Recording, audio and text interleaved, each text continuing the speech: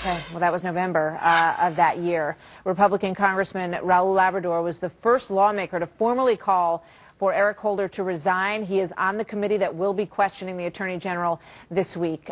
Good to have you here, Congressman. Welcome.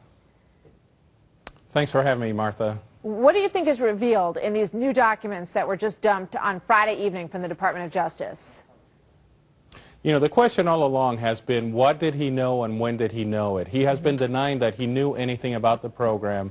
And now we find out that the day after the death of Brian Terry, the officer, the Border Patrol agent who died because of this program, his chief of staff found out about it.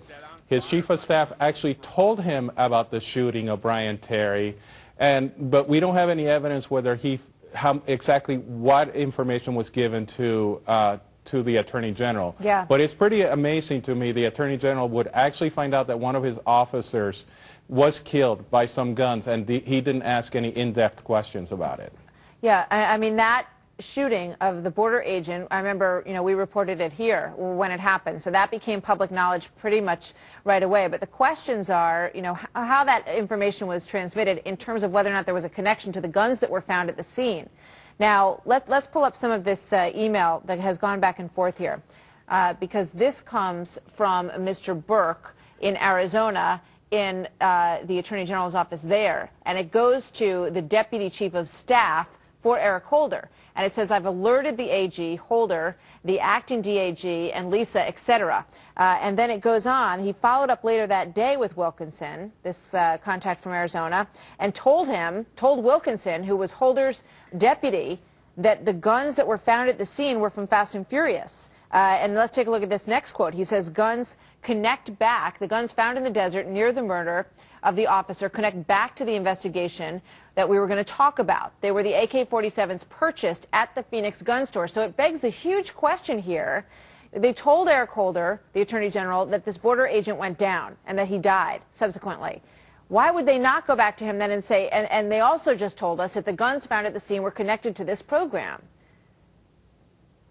And that's the question. They told him about the shooting. They told him that the agent had died.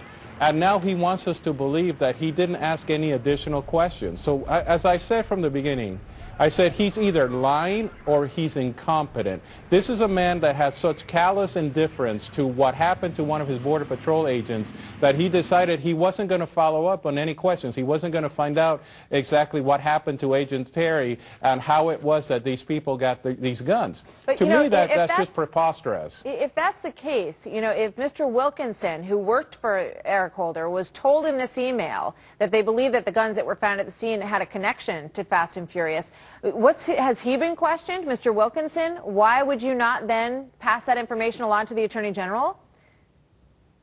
And that's what the questions have been asked to all the people. He's no longer in the office with the Attorney General. But we have been asking the question of all these people, and we're going to continue to ask. And that's why we're having this hearing on Thursday.